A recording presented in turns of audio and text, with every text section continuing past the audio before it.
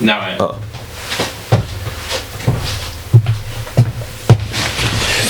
All right, and lastly, we have A very disturbing story.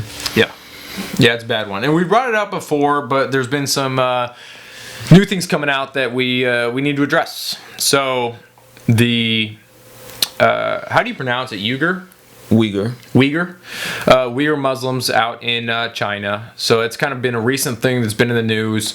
Over 1 million of them getting, what do you call it, re-educated? Well, they're basically concentration camps. Yeah. We're getting re-educated. They're brainwashing these people. Okay, so we knew it was bad. They were getting, we have video of them getting rounded up, blindfolded, and put into trains. Cattle cars. Like, gosh, I mean, it's 1940. Stuff you would have seen, during the Holocaust. I mean, it's incredible. And so, so we have that, and it was already bad, you know. Now, what have we learned, Brian? We learned that there are credible reports of mass rape of Muslim women in Xinjiang. So the vast majority of them are happening on the re-education camps, but there's also reports of it happening like widespread in the province. So how do we actually come to know this? Like, how did this come out? There have been, I don't know the exact sources, but there have been sources of leaked video that have reached Reuters and I believe the BBC as well. It's also been reported in American outlets. I believe ABC News did a story on it as well. So these women are getting sexually abused in some way. Yeah. Well, hundreds of thousands. Yeah. Well, the BBC says rape, torture, and sexual abuse. Okay. Now, we haven't had much talk about it from any kind of government official. Like, it's been mentioned here and there by some news outlets and things, but we haven't had any like direct talk from presidents talking about, hey, this is what we're going to do. We're going to hold them accountable. This can't go on. It's kind of been a little quiet. And I feel like it's kind of been quiet for most of the world, except I've seen a lot of citizens stand up and say, hey, what are we going to do?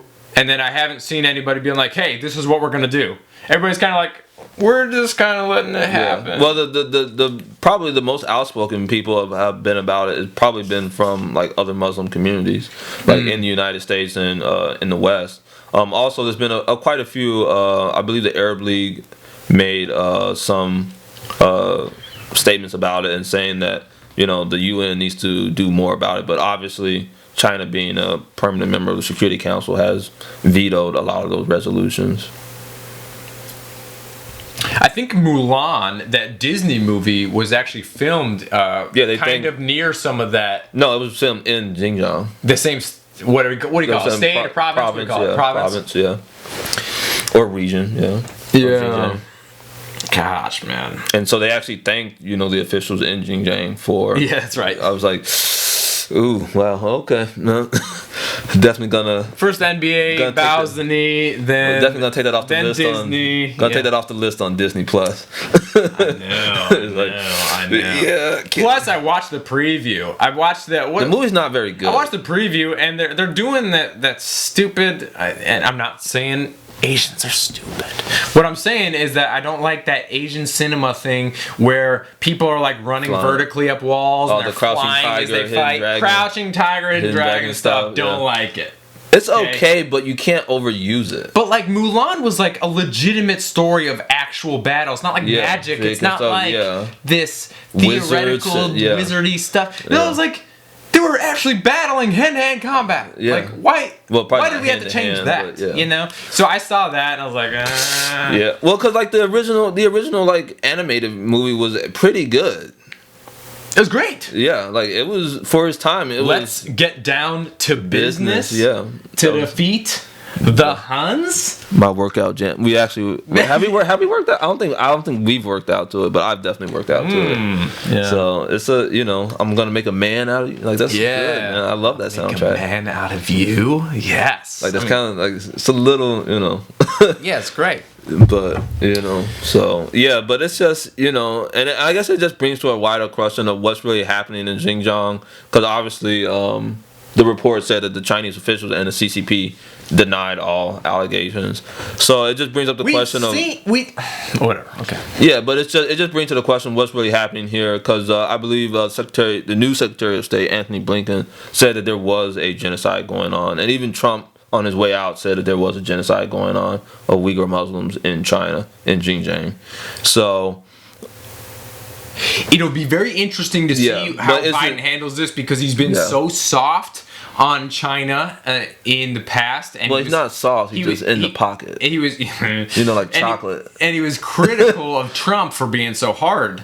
Whereas Anthony Blinken. Yeah. Anthony Blinken. Yeah. He actually said that we need to continue being hard on Trump. Hard on China. So he's kind of taking the he's taking the hard strategy of Trump, and so it's going to be interesting how Biden goes with this. Yeah. But I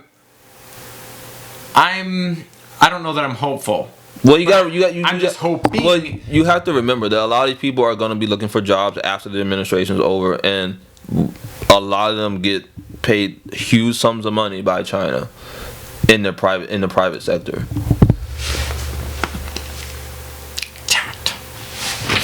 So what do? What's it going to turn out like? You think the world's going to come together and say, we're not going to stand for this anymore? You think we're going to stop buying, our cell phones and literally everything that we have? Yeah. That's another thing. What are we going to do? How are we going to hold them? Well, that's another thing too. Like our most of our world is built off the China model. China has forced labor. They have Apple itself tried to limit a law in the United States of having it to where we have products made by forced labor, and most of those forced labor products are coming out of Xinjiang. All the face masks that you look at a face mask, that's not American writing of where it's made. That's all Chinese. Oh, plus they've had millions of face masks that don't work, and fake tests COVID tests come into the nation from China. Well, I'm just talking about more benign things. Yeah, I'm just talking about more benign things. Right. Yeah, cell phones and face masks, all that stuff is being made with basically slave labor. But at the end of the day, we love things that are cheap. Yeah. We like our dollar stores. We like Walmart. Guess what? Without China, without a lot of those other nations that are probably doing similar things. Yeah. For sure, things just won't be as cheap, and so we have to come to grips with that, and either accept that, or we have to live with the fact that we're taking advantage of people, even though we can't see it. Yeah. We're not close to it. We're doing that. Well, it's wokeism meeting reality. Yes, exactly. That's exactly right. Are we gonna really put our money where our mouth is and say that we stand up for human rights and liberty and democracy? Right. Or are we gonna let it be crushed by the dollar? Yes, but again, what this goes back to is if we did that, the wealthy won't. I mean, the wealthy will be hurt, but who cares? Because they'll be all right. But the lower middle class and the lower class that relies on those cheaper goods are really gonna struggle. So we pull that off, and they're going to be the ones struggling the most. So that's going to be hard. But I just hope we hold them accountable. I hope we can change some things there, because obviously I'm hopeful that can't just go on. The other thing with this is we have to separate the CCP, the Chinese Communist Party, from the Chinese citizens. And so it's when we're limiting what we're buying from China, I know we're going after the government, but we're actually hurting the citizens too. Yeah. So do I know how to address that? Frick no. But it's the whole case. It's the whole case for or against. It's the whole case against sanctions, because in essence, do sanctions really work? Do they really have an impact on hurting the attitudes and actions of a government? Well, if you look at North Korea, they haven't. The Kim family has ruled with that's because they have Russia and China there that help them out. So they have those allies. But it's the same thing with China. China has allies. They have far more people than we do, and they're becoming, imperialistic. They want to see, you know, China rise again like a phoenix out of the ashes of, you know, the 20th century we'd have of being to have, a failed state and a hermit have kingdom. Widespread sanctions. We're talking from most of the Upper echelon of the government. Yes, most of the westernized world, you could say, the But developed countries, but it's hard. we all have to be in on it. Yeah, but it's hard to do that because, like you said, it's not just the United States. It's all of the We EU. have to come together. It's all of the Middle East. Yep. It's you know, they're doing deals right now in South America. They're doing deals with Brazil, Argentina, Chile. Like, It's not going to be. It's not going to be the same as a already established, a developed country. It's not going to be the same, but. Because it's only one country in the West right now that even recognizes the existence of Taiwan. Yeah, And it's Vatican City. What do you do besides sanctions, though? Like, what do you do? Threatening them with military is obviously like way. That's down the table. Much. That's down the table. Yeah. But if somebody's committing crimes against humanity, something we've done before. Yeah. But what do you do in this situation, man? They're Well, just counting on nobody doing anything about it, and continuing to do the crap they're doing. Yeah. Well, I think it has to be a mix of things. Like, I think we have to obviously have the threat of military force, but also we have to get allies together, and we're doing that. We're doing that with the four right now. We're doing it with Australia, Japan, India, and it's just something that we have to be. We have to be concerted in our efforts to do that. I think how do we end the Soviet Union? I think we use social media to help their citizens come together and revolt, like a full revolution. Like, think about all the citizens there that know the bullcrap that's going on, but they can't say anything.